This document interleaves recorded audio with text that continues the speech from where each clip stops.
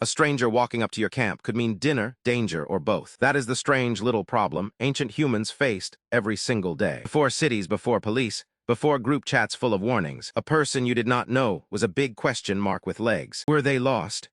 Friendly, hungry, tricky, probably cold, definitely complicated, and the answer was not the same everywhere. Ancient humans were not one big club with one rule book. They lived in tiny bands, moved with the seasons, traded, fought, married, borrowed, copied, and sometimes ran away. So what they did with strangers depended on the place, the time, and the mood of the people holding the spears. Sometimes they welcomed them. That may sound surprising, but it makes sense. A stranger could bring useful news. Maybe they knew where the herd had gone. Maybe they had better stone tools. Maybe they knew a safe river crossing, a patch of berries no one else had found. In a world where one bad winter could ruin everything, new information was gold. Visitor could also bring trade. Shells, beads, obsidian, dried meat, salt, pigments, feathers. Human beings have always liked shiny things. Some habits are very old. Welcoming strangers also helped with another huge problem: finding mates. Small groups could not just keep marrying cousins forever without causing serious trouble. People often needed contact with other groups. A stranger might be checked out carefully, fed, watched, then invited to stay, marry, or join the community. In that sense, strangers were not just outsiders. They were possible future relatives. That is a very awkward first impression.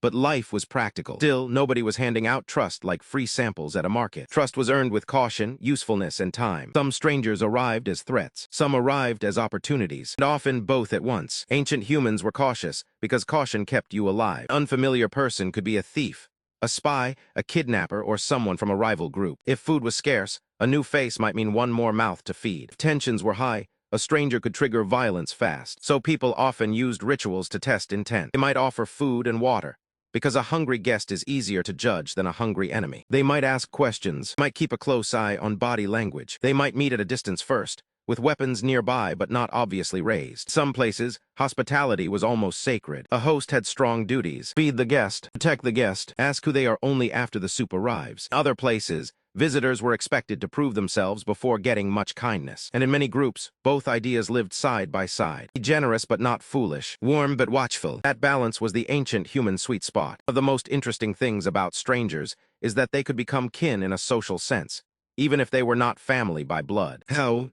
By exchange, by marriage, by adoption, by shared meals, by shared work. Ancient humans often built alliances across group lines. A person from another band might be welcomed if they brought a useful skill, a marriage tie, or a peace agreement. Someone could move in and slowly stop being the stranger and start being our person. Humans are very good at redrawing the circle when it helps survival. Still do it all the time, though now we call it networking, joining a team, or meeting the in-laws. But what about total outsiders? Ones from far away, with different clothes, strange accents, and unfamiliar habits. Those encounters could be thrilling or tense. The other group looked similar enough. People might recognize them as possible trading partners. If they looked very different, the reaction could swing toward fear. Humans have always noticed difference fast. Hair, scars, weapons, language, smell, tools, even the way someone walks. A lot of ancient life was spent doing tiny instant evaluations. Friend, maybe friend, not friend, definitely not friend. And yet, even across big differences, humans often found ways to connect. Archaeologists have found evidence of long-distance materials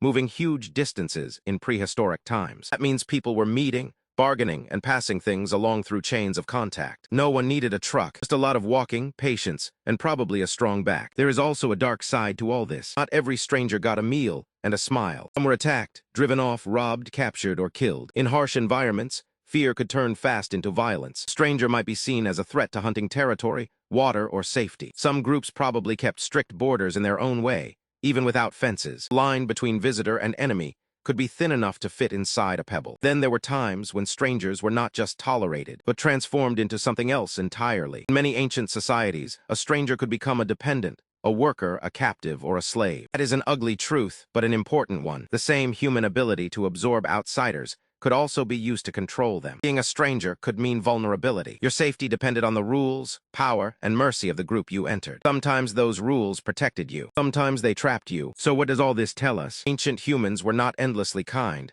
and they were not endlessly cruel. They were careful. They were strategic. They were social. Stranger was a puzzle piece that might fit, or a rock in the shoe, or both at once. People greeted strangers with food, questions, weapons, rituals, trade, suspicion, marriage, jokes, and sometimes a wall of silence. Reaction changed because the stakes changed. If the stranger looked useful, they might get a place by the fire. If they looked dangerous, they might get watched from a distance. If they came in peace, they could become family. If not, the camp could turn into a very fast problem. In the end, ancient humans did what humans still do. They tried to figure out who was safe, who was helpful, and who belonged. The stranger was never just a stranger. They were a test. They were a risk. They were a chance. And sometimes, if things went well, the beginning of a new story. The stranger was never just a stranger. They were a puzzle piece. They were a risk. They were a chance. And sometimes, if things went well, the beginning of a new story.